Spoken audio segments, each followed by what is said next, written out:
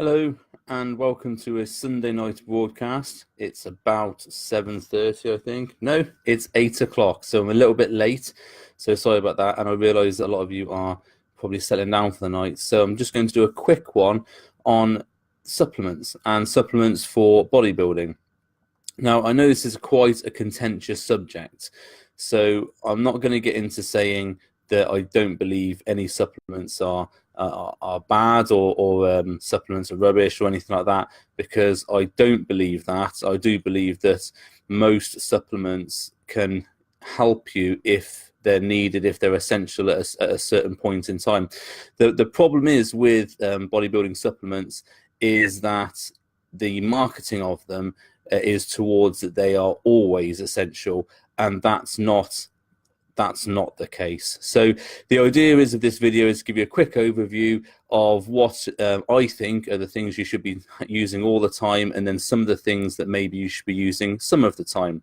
Okay, so first of all on the list would be a whey protein or some form of supplemental protein. Now, okay, I know that there's some people are going to say, oh, but you can eat all your protein and that's fine. Yeah, you absolutely can eat all your protein. You can get all your protein from food. And when I'm getting ready for a show, or when I used to get ready for shows, in the last 4 to 5 weeks, I got all my protein from food sources. That was because I was limited on my food intake, and I wanted to make sure that I was savoring every meal and not just drinking one. And if any of you have seen Prep the series, there's a bit where I have a cinnamon bun, I think, flavored protein shake, which was absolutely awesome. It lasted about 2 minutes. Well, not even that, 20 seconds. And then I had to wait 2 hours for a meal. Whereas if you have solid food and you're dieting, you can savor it a bit longer.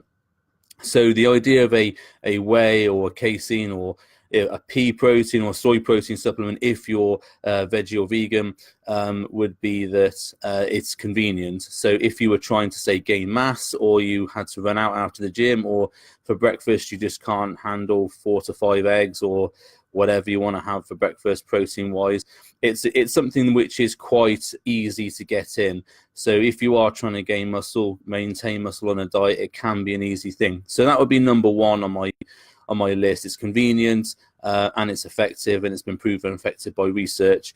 I do have a protein shake sometimes for breakfast, and I have it post-workout sometimes. I don't have a protein shake all the time, and I certainly don't have one every day.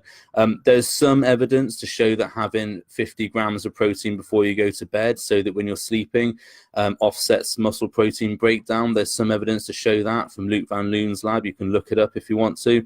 But interestingly, when this was pushed further, it was shown that actually if you matched protein intake across the whole day, there wasn't much difference in muscle protein synthesis. So it's not essential to have a casein / milk-based protein before you go to bed. Although, if you are trying to get your meals in, sometimes this can help you. So it's not essential to have that midnight protein feast, and it's not essential to get up in the middle of the night and whack a protein shake down. That is lunacy. And to stop your sleep, your recovery, to get up and drink a protein shake, that's silly. There's not many big guys that would need to do that. You'd have to be very, very big in order to be able to have to do that, so that you can match your protein intake for the day. And I doubt it would even be of benefit. So don't wake up in the middle of the night and have a protein shake. That's stupid. Okay, so creatine next on the list. I hope everybody's heard of creatine at some point. Quick overview. It's been studied. There's hundreds and hundreds of studies on creatine. All of them either show either a benefit or no detrimental effect. So for me, that's pretty much a slam dunk. It might help me. It probably will help me. So why not take it? It might help my strength in the gym. It might help my recovery in the gym. So yeah, I do use creatine. There's all these sorts of things about when you should take it, where should you load, all that sort of stuff. If you load with creatine, as in do the 4 teaspoons a day for 5 days thing, you will reach saturation point sooner, as in it will start being more effective sooner. But actually, if you just did 5 grams a day, as in a teaspoon every day in your post-workout shake, that would reach saturation point after maybe 3 to 4 weeks, I think it is. So you don't have to load on creatine. It's not essential, but if you do, it will get you the results you want a little bit faster. But loading can cause some digestive upset in some people, me included. So I don't load with it. I just take 5 grams in a scoop in a scoop away after my post-workout shake. You don't need to take creatine pre-workout, and it will have no effect on your workout if you take it pre-workout. The reason for this is that creatine, when you ingest it, has to be turned to creatine phosphate by the body, and then the creatine phosphate is what helps you replenish ATP, as in the energy source that helps muscle contraction. So that doesn't happen within the 10 minutes between taking your pre-workout and going into the gym. It's more like a couple of hours. So that's why creatine is better used post-workout to replenish the creatine phosphate stores you've diminished. So post-workout, 5 grams in a scoop away, or if you're not having a scoop away or something, have a I don't know, glass of orange juice or something with it, or glass of squash with it in. There's no benefit to having creatine nitrate or creatine hydrochloride over creatine mono, in that it gives you more performance. It doesn't. However, creatine nitrate and creatine hydrochloride, and I've used both, are more water soluble. So if you're a sort of person who gets issues with creatine, as in digestive issues or stomach issues, that might be an option for you. But they are more expensive and they can be difficult to get hold of. So unless you really have an issue, I would just go with a 5 gram creatine monohydrate in your post-workout shake. Okay, so those are the two that have been massively studied and are pretty much slam dunks in terms of, yeah, it's beneficial to do. Now, there's other supplements on the market, and I'll briefly go over them because I'm aware of the time. I don't know, it's Sunday night or whatever. One of the most popular ones on the market is GDAs, or glucose disposal agents, and there's a lot of debate on this. If they work, do they give you any benefit? I'm sort of on the fence on that, because I've used GDAs, I've used Matador, I've used I think it's Pure Labs, whatever, and I've used the Genetic Labs one, and they were all okay. I think they did what I wanted them to, in terms of they helped me carb load a little bit better for shows, or if I was going to do a photo shoot or something like that. I personally, I think it's something that most people don't need, because most people don't have an issue with absorbing carbs, as in if they've trained and they have carbs afterwards, that they are going to absorb those carbs faster. Then there's the argument of, oh, well, if you take it with meals, it helps you absorb the carbs from meals better. There's no evidence of that. I'm pretty sure there's none on GDAs helping with that. There is a case for berberine, which is one of the ingredients in most of these products, and berberine does help with nutrition partitioning, and it's something that I've used with PCOS patients and insulin resistance patients to make them more insulin sensitive. So, but these are people with medical issues and medical problems which are preventing insulin sensitivity. If you're a bodybuilder and you're training 4 to 5 times a week with weights for an hour, you shouldn't have any issue with insulin sensitivity unless you are smashing in tons and tons of carbs. And if you go back to the nutrition video I did 2 days ago, you'll get a proper explanation as to why you don't need to do all that. I know people say, oh, but I'm having all these carbs, I need to make them go into the muscle so they don't turn to fat, or they don't hang around in my blood, because there's a thing about measuring your blood glucose now to check you're not diabetic or something. Well, the answer to that is you're having too many carbs, not I need to take a drug or a product to put them into my muscle. That's sort of like shutting the door after the horse is bolted. If you controlled your food intake a bit better, as long as you're getting glycogen into the muscles, you don't need to be smashing in a ton of carbs and using a GDA for that. But that's my opinion, and I have used them carb loading for shows, and I found them effective, say in the first day or so of carb loading. But after that, I don't think it's effective. And not to say they're a waste of money, but I think there's a certain application for them. And of course, people who sell GDAs do want to push their benefits, so I'm not knocking that. But just if you are thinking of buying them, think about why you're taking them. Do you actually need them? Are you actually eating too many carbs, and that's why you're getting fat? On to the next one. There's a couple of people who talk about beta-alanine, and beta-alanine is something that is put into pre-workout shakes. Essentially, it's put into pre-workout shakes not to give you a better workout, but to give you that tingling sensation, so that you feel as if the pre-workout supplement is working.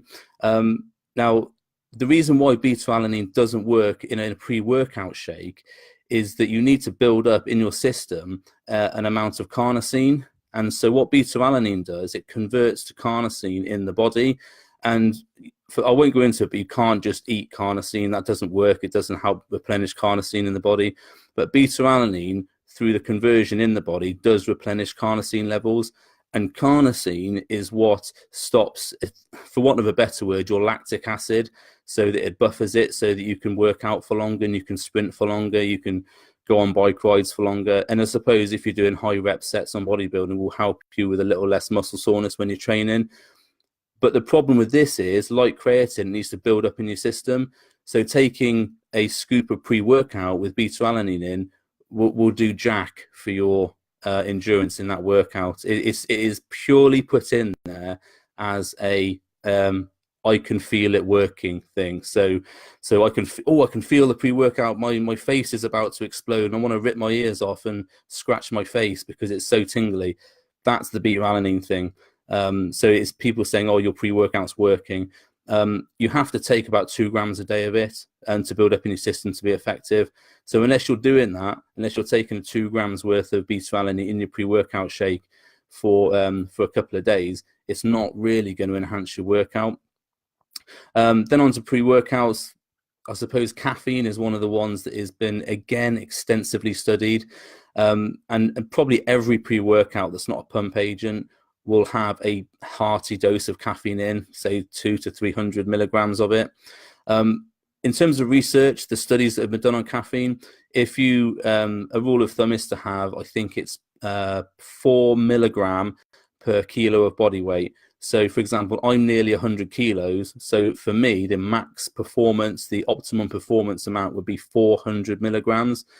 Now, when you consider that most pre-workouts are 250, 300 milligrams of caffeine, some of them, the stronger ones, like 400 milligram, if you're not close to 100 kilos and you're having that, and some people are having 2 scoops of that, well, then they're massively going over what their need for caffeine is. So you might build up a tolerance to it. You might have, I mean, I don't know if any of you have ever had so much caffeine that you actually get sick.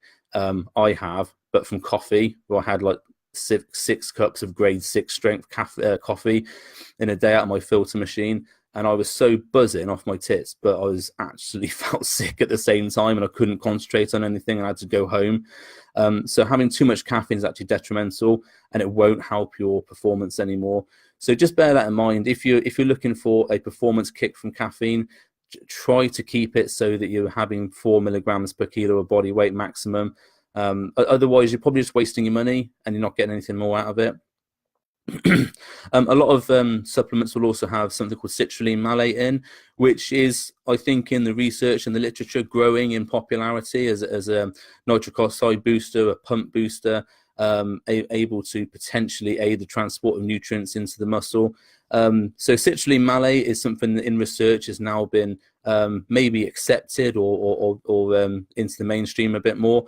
You need about, I think it's about 6 grams of it a day, which sounds a lot, but actually I don't think it is if you look at the scoops of these pre-workout supplements. So I think it's about 6 grams a day of citrulline malate, and that will help with the pump. And I think if you look at I think the product, the Full as Fuck, the Rich Piana one, that has got about 5 to 7 grams of citrulline malate in. So that's potentially why it's such an excellent pump agent, although it does have agmatine in it as well, which is another one, but there's not a lot of research behind that. So those are the sort of maybe the main ones I think about in terms of supplements. Personally, for me, vitamins and minerals are the ones that really are sort of growing in popularity. So I did mention it in the post. If you've seen the Instagram post about things like vitamin D3, because if you live in the UK, you probably don't get enough vitamin D3. You certainly don't get enough from your food unless you're eating liver and mackerel and stuff like that on a regular basis. And most of us don't go out in the sun a lot, and there's not a lot of sun in the UK. And most people don't know this, but you have to be in the sun for a certain amount of time, and the sun has to be at a proper zenith in the sky and touching your skin on a certain surface area to get the optimum amount of vitamin D. And probably none of us do that. So I do supplement with vitamin D3, and I ask all my clients to supplement with it, because why not? It's something that is cheap. It's very hard to overdose on. You can't really get poisoning from it unless you have like hundreds of thousands of it a day. And there's an accepted dose of about 4,000 IUs a day is an accepted dose to bring you up to over adequate levels and coming up to optimum levels. The thing with vitamin D3 is that there's at a level which is you're not going to get scurvy, so that's adequate.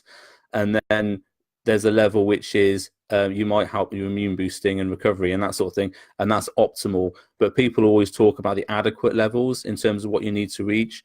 But if you're an athlete, if you're training hard, you probably want to be more towards optimum levels. And that will help loads of things in your body, especially like things like bone. And there's also some research linked to testosterone production and glucose replenishment in muscle cells. So that's really good, especially if you're taking the GDA.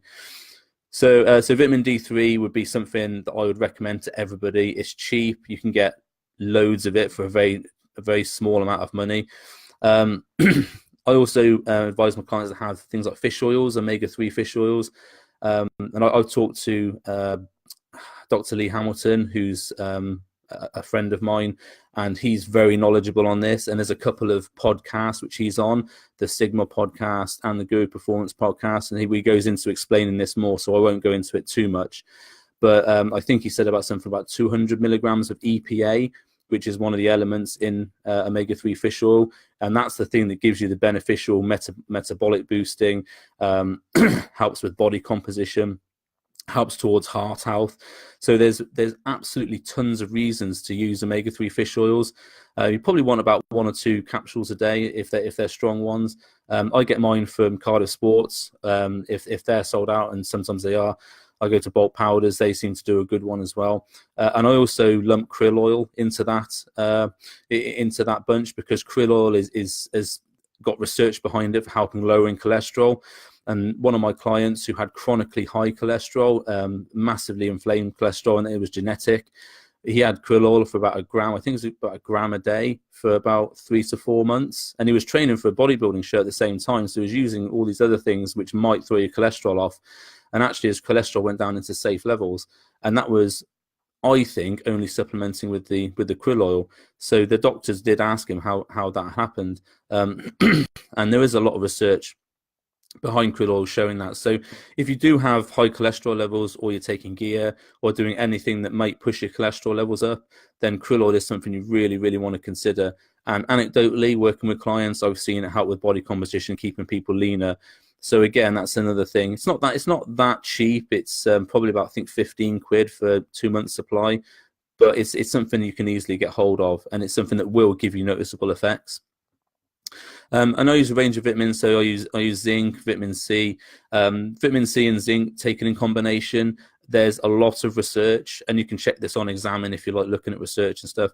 Examine have done a big write-up on it, and it's I think if you take 1,000 milligram of vitamin C a day, along with I think 15 milligram of zinc a day, it depends if you're a man or a woman, because men need more zinc a day, and that's measured on ejaculation, because men do ejaculation. Fact. So so if women need 15 milligram, men need 30, I think, optimally. So there's some good science for you. And if you do take vitamin C and zinc, it can reduce your risk of getting colds and flu and stuff. I think it's by 40 to 50%. I have to check the research on that, but the Examine have done a write-up. You can read it there. So it can reduce your risk of getting colds and flu by 40%. And then if you do actually end up getting one, it can reduce the severity of that cold or flu or illness. Again, I think it's up to 40%. So don't quote me on that. I've got to look at the report again. But that for me, and vitamin C and zinc are so cheap, and I just use an effervescent tablet every day, and I just drink it in a glass of water. And using that and my vitamin D3 has meant that, well, apart from now, because I've got a little bit of a cough, I've been illness free for pretty much all year. And that's with using very cheap supplements to help keep me healthy. And I think a lot of bodybuilders do maybe neglect that side of things. They're so caught up in how many things can I take to make my muscles massive. They're not thinking about their immune system, and then overtraining and knocking their CNS out. So those would be the important things.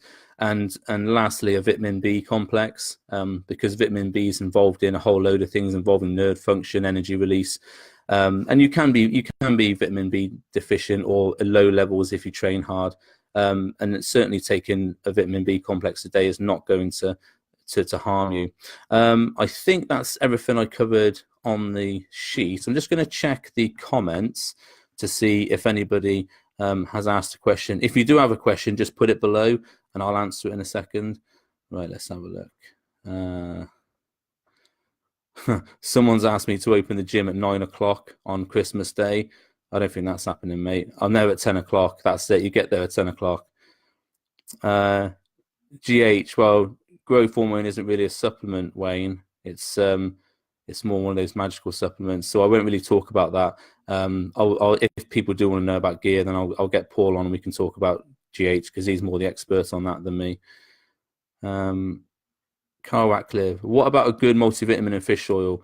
Carl, I think I covered that just now, but the multivitamin, fine, you know, but obviously if you do take a multivitamin and it's got like 30 mg of zinc in, don't then take ZMA before you go to bed, because that's something that will, you know, that won't be nice. So you can actually get, I think it's nerve poisoning or something really horrible from overdosing on zinc too long. So don't overdose on zinc if you can help it. Right, let's have a look at the rest of it. What about whey being a very poor source of protein? Instead of bearing around the smaller supplements, why not comment on what a poor source of protein whey is? I don't understand what you mean by that, Robert, because whey has been proven to be a very good source of protein. It contains all the amino acids, and it's been studied extensively in research to stimulate muscle protein synthesis. So I don't know what you're talking about there. If you can develop the answer, then I'll respond to that. But whey is not a poor source of protein. It's actually an excellent source of protein and amino acids. So I'm not sure what you would think would be better. So please reply and I'll answer it. Neil, yeah, thanks for watching, mate. It's a guy of your caliber watching a basic bodybuilding supplements, and then getting something from it. That's really nice. Because you've been around a long time, same as me, I think, and we were both old dogs on that respect. Oh yeah, BCAAs. Sorry, I missed that, Dan. So yeah, okay, so BCAAs. Now there's a massive argument, but all you need to do is to start an argument on Facebook. Let's just chuck some BCAAs in there. Personally, like this is part of my little bro thing that I carry over from all my bodybuilding years. I do put a scoop of BCAAs in my workout water, along with a scoop of cyclic dextrin, so that I've got a bit of carbohydrate for training. Okay, I do that because one, it makes my water taste nice, and I don't want to put squash in it before anybody says that. And two, there is some small amount of evidence saying about how BCAAs reduce fatigue, and this is done by BCAAs interfering with tyrosine uptake, I think. It's part of the reason why milk and cookies help you go to sleep, because they both contain a lot of tyrosine. So so when you train hard, your tyrosine levels go up. So potentially BCAAs can help offset that. But then again, it's something. It's not a costly supplement. It's not going to make me ill. It's not going to harm me. There may be a slight 1% benefit, so why not? You know, it's not gonna harm me. But BCAAs are really good for if you're a veggie or vegan, because a lot of vegan and veggie proteins have a lot of carbs in them. So if you're trying to diet, for example, and you might find it really hard to get the amount of leucine you need for muscle protein synthesis. and then control your carb intake. So I do recommend BCA supplement for some of my veggie and vegan clients, and I'll do that absolutely research backed, because I've even asked Kevin Tipton about that, I think, and yeah, he said it was okay. If you don't know Kevin Tipton, and he's like the guy on protein and BCAs and stuff. Nico, I have from coffee. Starbucks once told me to have a drink called the Red Eye. I was tired and felt disgusting. Oh yeah, Nick, you're talking about the caffeine poisoning. Yeah, that's horrible. That is. Tried out my new coffee distiller thing at the gym, and I got the strongest coffee I could get, and I had about 4 cups of it. And yeah, that wasn't a good day, that one. Martin, thanks for watching, mate. That's great. You got something from it. John, brilliant. Okay, so no more questions. Robert Doyle hasn't come back with his why whey is a poor source of protein. I got absolutely no. I don't know what you're getting at there, Robert, because whey has been studied extensively and has been shown to be helpful in promoting muscle protein synthesis and promoting muscle gain, and it's a convenient source of whey. So I don't know what you're getting at there. I mean, I'm not going to troll you or anything, but if you want to reply to me or private message me and we'll have a discussion, I'm always willing to educate, but I'll absolutely stand up and say whey is not a bad source of protein at all. I don't know where you got that information from. Okay. Oh, here we are. Right. Are the animal multivitamins any good? And why do my wee turn orange straight after they either? Animal multivits, yeah, I'd say a really good product. They made the money on multivits. That's what all they did for ages, was multivitamins and stuff like that. The reason why your wee turns orange or like bright yellow is the B12. So when you take a B vitamin complex, if you've got a high amount of B12 in it, I think it's B12, check that. But yeah, it's the B vitamins anyway. They make your wee turn luminous.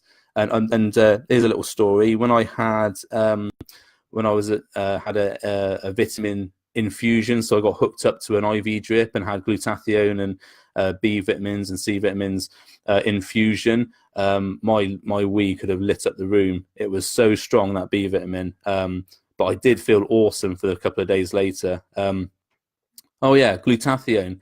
That's a good one if you can get it. But glutathione can be quite expensive. So if you take NAC as N-acetyl, I think it's cysteine, but the supplement's called NAC. If you take that, it can help with production of more glutathione in the system. And glutathione, if you didn't know, is one of the massivest super antioxidants in the body. So it's something that's really helpful. So NAC is a really good one for that. And and curcumin as well, which I discussed on the Instagram thing. So I use curcumin for mainly gut health and digestive health. If you're using it for joints and anti-inflammatory action, and there's some good research pointing to that, mostly done in animals, but there is some. I think there's some good anecdotal research there as well. So there's a supplement called BCM95, which is the more active version of curcumin.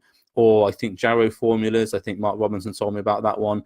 They do a really good one, and it's basically the curcumin is mixed with I think it's bioperine or black pepper, and that makes it more bioavailable in the body. So if you do have issues with inflammation, and I do because I'm old, then you might want to get some curcumin. At the moment, I use it mainly for gut health, but if I ever have a joint inflammation, I get the BCM 95 version, which is a lot more potent. So that's something that, and it's got loads of potential benefits, including things like mental health and heart health.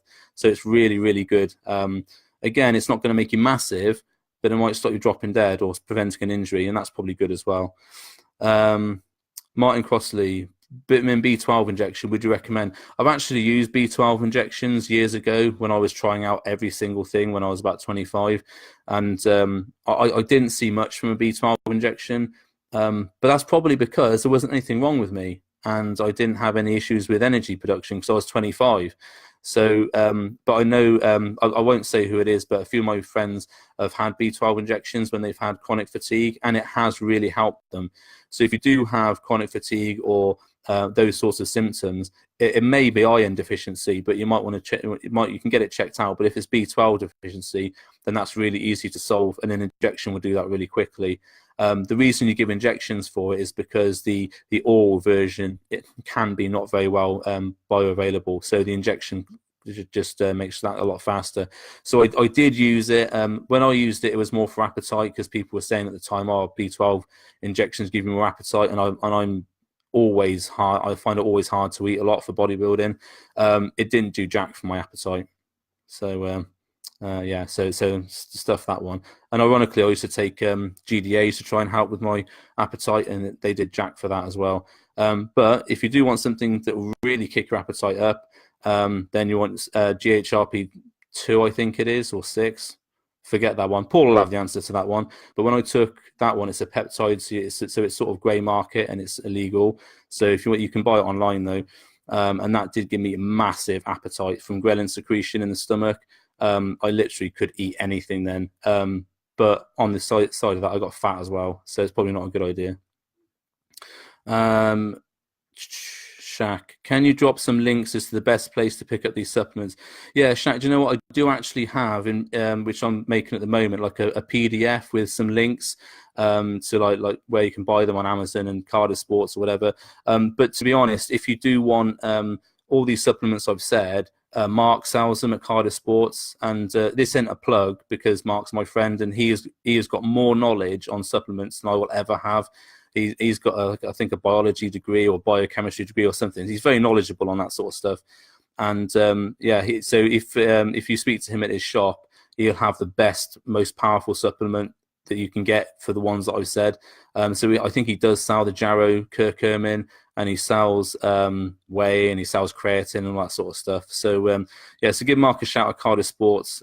If you still can't find them, I can drop you some Amazon links if you want, where I get my stuff from, if Mark's sold out.